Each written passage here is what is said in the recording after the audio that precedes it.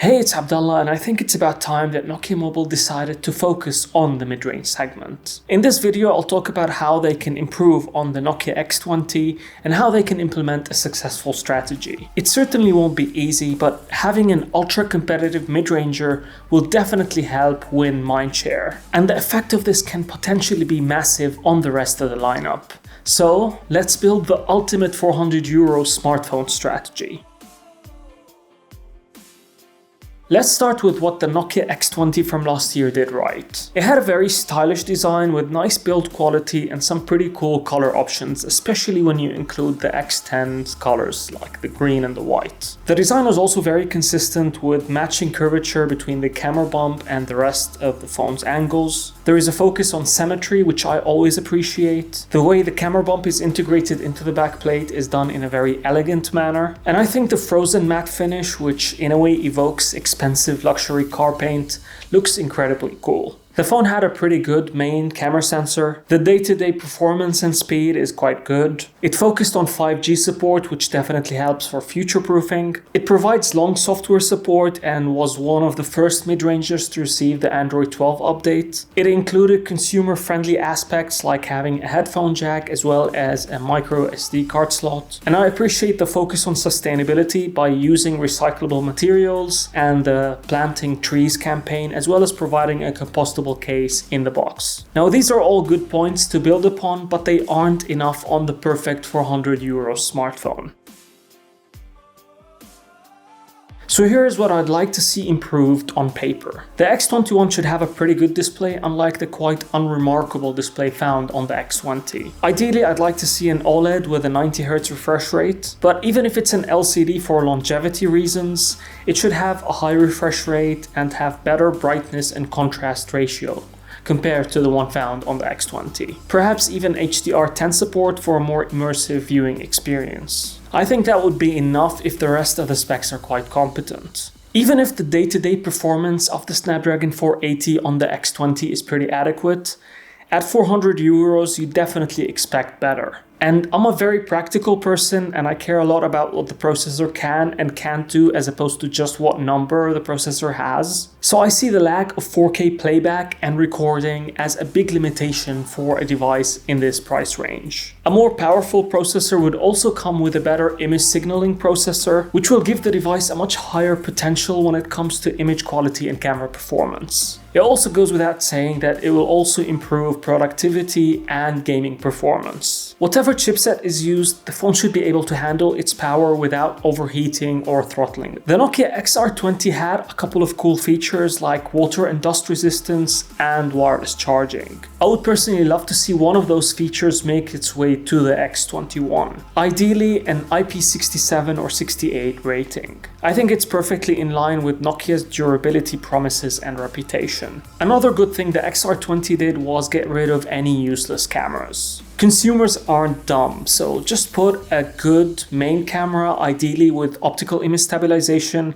and also a good ultra-wide camera, and that's all we need. A 5-megapixel ultra-wide camera doesn't cut it in 2022, and neither do two 2-megapixel cameras. And while we're talking about cameras, I think it's about time that the Nokia camera app got a visual overhaul. It's starting to look and feel quite dated now. The final point on paper is about charging speed. I think it's about time we got a bump in this regard. And I do understand that going crazy with this can have long-term negative effects on the battery's health. But even just a bump to about 35 watts of charging speed is definitely a move in the right direction without going overboard. So that's the spec bump, and it only tells one part of the story. In terms of design, you guys might not realize this, but the X10 and the X20 are the closest devices we currently have to the prototypes that made their way in the James Bond movie No Time to Die. I would personally love to see that gunmetal prototype make its way into production. It looks fantastic and it's a nice evolution of this design language. The design alone should be a big selling point for such a device,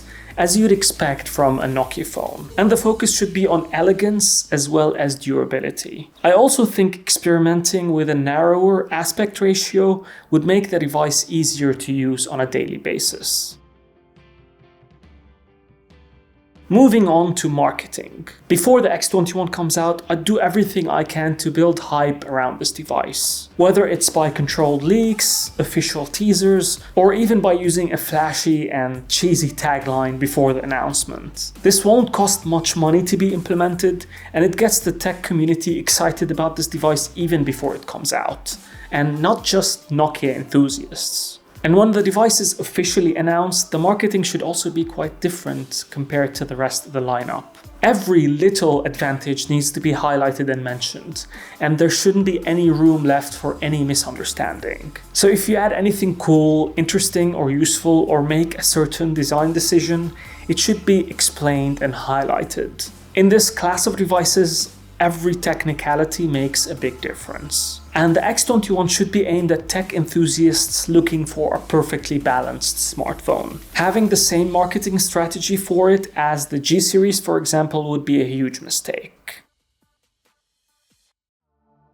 What about the X11? Last year, the X10 was almost identical to the X20 minus a couple of differences here and there, like the type of Gorilla Glass used, RAM, and the main camera sensor. So why not make the X11 have the same sort of differences, but in a more compact form factor? Something similar to how we have an iPhone 13 Pro and an iPhone 13 Pro Max. The pricing for the X21 and X11 should be perfect and ultra competitive from day one. Getting this right is absolutely crucial in helping the device gain momentum and positive coverage. Offering a price drop, even if it's competitive, after a couple of weeks of release would already be too late in changing the phone's public perception. So it's better to get the price right from the get-go and sticking to the same price for as long as possible. The way I see it, if you're trying to build a strong and loyal fan base, they need to know exactly when to expect certain devices from you. You won't be able to gain any traction if you have an inconsistent release cycle that's all over the place. So it's better to announce a successor to such a device at exactly the same time every year. And if such a series starts building a good reputation, you will notice a gradual increase in the number of people who are looking forward to your devices every year. The first iteration of such a device might not be an overnight success. However, if it's done right, with time, I can see this being Nokia's iPhone. I really believe that this is the series that has the potential to put Nokia's name back on everybody's radar. If you guys are hiring, call me. That's it from me. Now it's time to hear from you. Do you agree with my strategy? What else would you like to add to create the perfect mid-ranger? Share your thoughts in the comments below. Thank you for watching, and I'll see you in the next one.